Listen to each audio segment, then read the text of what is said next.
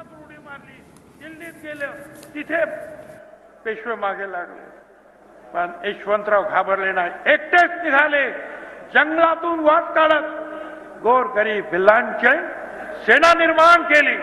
पुन्हा एकदा आपलं राज्य केलं. पेशव्यांना पण हरवलं, शिंदेना पण हरवलं आणि इंग्रजांना 27 वेळा हरवलं. 35व्या वर्षी आपण वाटलं पाहिजे. या महाराष्ट्राला प्रबोधन चळवळीचा मोठा वारसा. छत्रपती शिवाजी महाराज सगळ्यांना बरोबर घेऊनच लढले. त्यांच्याबद्दल काय सांगावं बाबा. बहुजन प्रतिपालक होते. त्यांनी मराठा क्षत्रियांबरोबर रामोशी, कोळी, सोनकोळी, मुस्लिम, बेरड, महार, मांग, माळी या सगळ्या जातीतले लोक आणि शेतकऱ्यांमधून सैनिक आणि सरदार नेमले. सगळ्यांना समान स्थान होतं. गरिबांना स्थान होतं. दरारा असा होता एका तुकडीचा शिवाजी महाराजांच्या 500 लोकांची तुकडी. घाम फुटायचा सगळ्यांना. मुसलमान होते.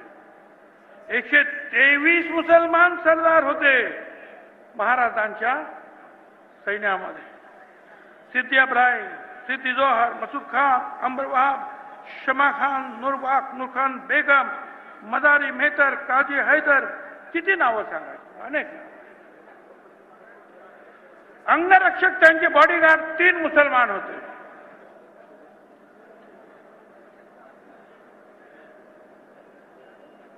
त्यांनी सगळ्यांना बरोबर घेतलं. हिंदूंनाही बरोबर घेतलं, मुसलमानांनाही बरोबर घेतलं. त्यांनी हिंदू मधल्या लहान लहान जातींना बरोबर घेतलं. शिवछत्रपती आग्र्यामध्ये तुरुंगात सापडले. पेटाऱ्यातून पळण्याचा घाट त्यांनी घातला आणि लोकांना तिथे तिथल्या संरक्षक जे पोलिसांना तिथले जे त्यांचे सैनिक मुघलांचे त्यांना संशय येईल म्हणून मदारी मेहतर नावाचा मुसलमान सैनिक महाराजांच्या अंथरुणावर महाराज बनून झोपला. त्या सगळ्या मुघलांना वाटलं महाराज झोपलेले आहे. महाराज पिटाऱ्यातून निघाले. नंतर हा मदारी मेहतर मुसलमान हा सुद्धा पोहोचला रायगडावर आणि महाराजांनी सांगितलं माग तुला काय पाहिजे. त्याने सांगितलं महाराज मला काय नको, फक्त ह्या सिंहासनाची जबाबदारी त्याची साफ सफाई ही फक्त मदारी मेहतर करील, आणखीन कुणी नाही. काय म्हणाले ही अशी माणसं होती.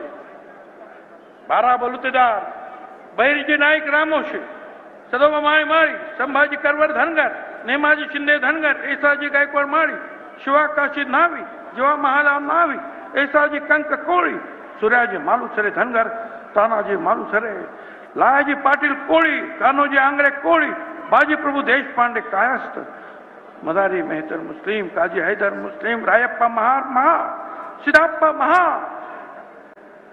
हे अशी सगळी माणसं होती. तेव्हा महाराष्ट्र उभा राहिला छत्रपतींनी. पण आता वेगळंच चाललंय गड्या.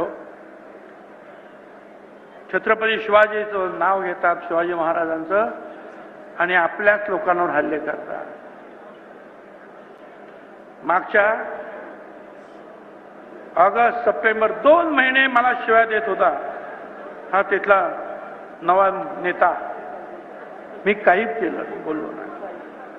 पण बीडला त्याने आमदारांची घरं जाळली, ओबीसी कार्यकर्त्यांची हॉटेल जाळली, हल्ले केले, त्यांच्या बायका मुलांचे जीव धोक्यात घातले, राख रांगोळी केली त्यांच्या घराची. त्यावेळेला छगन भुजबळ तिथे गेला आणि जायच्या अगोदर आणि गेला आणि सांगितलं आता छगन भुजबळ गप्पा बसणार नाही. तुम्ही अशा रीतीनं जे ओबीसीना आणि या सगळ्या लोकांना वेठी सरू शकत नाही. त्यांची घरं दारं जाळण्याचा काय अधिकार आहे तुम्हाला. छगन भुजबळ तिथे गेला. अंबडच्या लोकांनी आले, भुजबळ साहेब मिटिंग घ्यायची.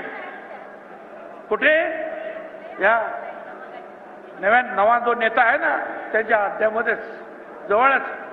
म्हटलं येतो. 16 तारखेला राजीनामा दिला मंत्रिपदाचा आणि 17 तारखेला अंबडला लाखो लोकांची जाहीर सभा घेतली.